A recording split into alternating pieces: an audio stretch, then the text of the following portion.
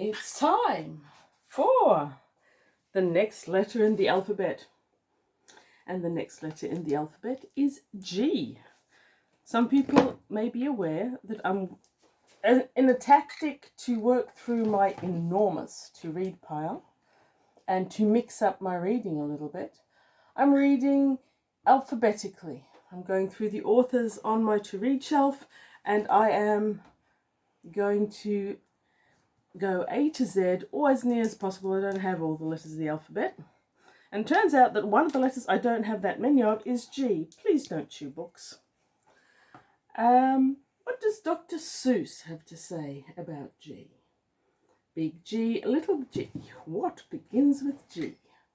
Goat, girl, Google goggles?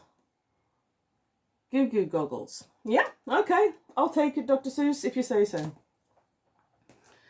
So from my G shelf, I have carefully curated a few books for you to choose between.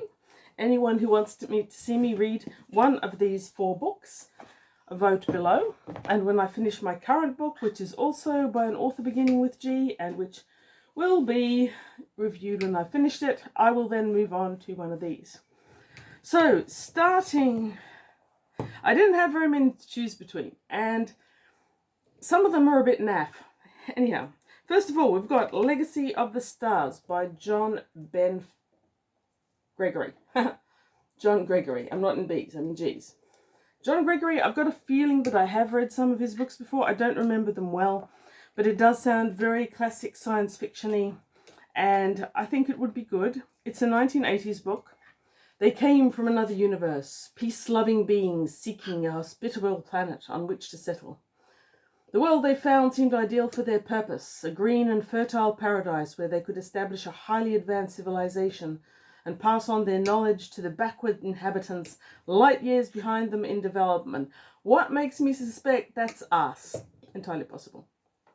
But the welcoming land concealed a terrible secret, one that threatened not only the astral visitors, but the very future of the human race. Okay, maybe we're the advanced civilization? I don't know, but if you want to find out, vote for Legacy of the Stars by John Gregory. Next we've got Robert Cham Gilman, another author I know nothing about. The Starkahn of Rhada. It looks very science fiction-y with a fantasy tinge because we've got horses and spaceships. The downside to this one is it's book 4 in the Rhada series, and the possible upside is that no one seems to have heard anything about it, including myself. However, it's vanishingly unlikely that I'll ever find books 1 through 3 in the Rhada series, and it doesn't sound bad. Orbiting the Delphinius star 2380, the great black starship was unlike any seen before. Larger than a small planetoid, the product of a time and place unknown, the drifting starship was a technological marvel. Kia, the Starkahn of Rhada, was the first man to sight the ship and to discover its strange cargo, a silver-eyed alien girl locked in a time capsule. And there's more. If you want to hear the more of it, vote for the Starkahn of Rhada. It doesn't sound bad. It sounds a bit pulpy, but it could be enjoyable. It is an A science fiction, and it is from 1970. So 10 years back from Legacy of the Stars. Next we've got two. These are probably not ones that I would easily go to the shelf and pick up. And that's part of the point of the ABC challenge, is like, I'm a mood reader. I go to the shelf and I pick up a book. Lately, with my several hundred books, I've been getting completely psyched out when I go to pick a new book. I look through them all and I can't decide, there's too many. But if I'm only looking within one letter of the alphabet, author-wise, better chance of narrowing it down. And here we have Shaggy Planet by Ron Goulart. Ron Goulart for me is very hit or miss. I read a lot of Goulart when I was young. They are zany, they are humorous. I don't always love my science fiction with a side helping of humour. And at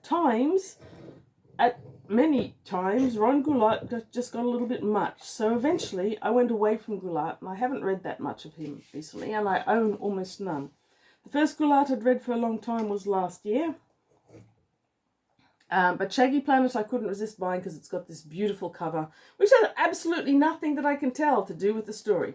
It's mirrored on the back. It's a beautiful book. It's from 1973. Murdstone is the most backward planet in the entire Barnum system, and Peluda is the most backward and fouled up territory on Murdstone. Sensible people avoid Peluda unless they are fond of disappearing at unpredictable moments. When that happens to Barnum's secret agent, his frantic wife finds that his government will do nothing to get him back, so she turns to the notorious Mirabilis agency, and I think I've read Mirabilis before, not sure that I loved it.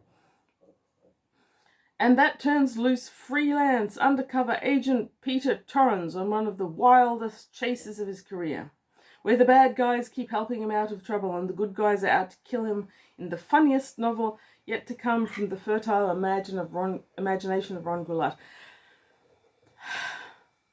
Funny. Ron Goulart. It could be bad, but the cover is fantastic.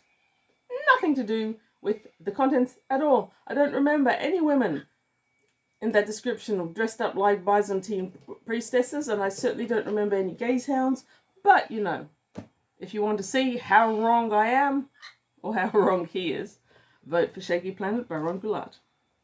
Finally, we have A Judgment of Dragons by Phyllis Gotlieb. Do you know Phyllis Gotlieb? If you don't, check her out online.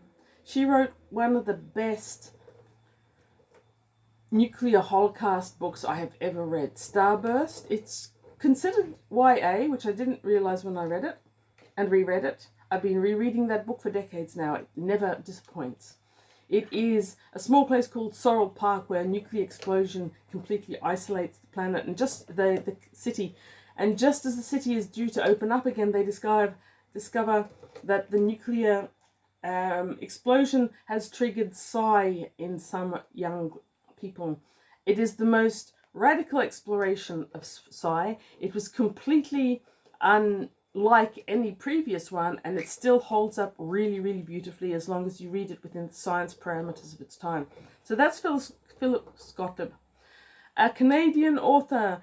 The Sunburst Award in Canada was named after that book and this author. I've been wanting to read more Phyllis Gotlieb for a long time. You don't see her in the wild here, hardly ever. So I only have Sunburst and A Judgment of Dragons. Sadly, A Judgment of Dragons shows clear signs of being humorous. And once again, humour and science fiction, sometimes it works. The other 98% of the time, it doesn't work for me. So, meet Pranda and Kreng. They eat from the same bowl. Couple and preen, then travel across time, down through space, to the most bizarre and dangerous worlds in the Galactic Federation. Even to Solthry, where they are met with some alarm. A Judgment of Dragons is a Starkahn and a rabbi tale with dragons. I mean, sure. I believe in the author, if not in the story. So, there we have it. You get to choose which of these three authors, beginning with G, I read. Comment below. I will count them up. I don't have one of those survey monkey things. You just have to write in the comments and have a discussion about why. Or just say author, title, I'll do the rest. Thank you very much for watching. My little dragon who wants to chew books has been needing my attention. Say hello. Hello, Rippy Cheep. Gonna say hello? You gonna say hello? No, he's not.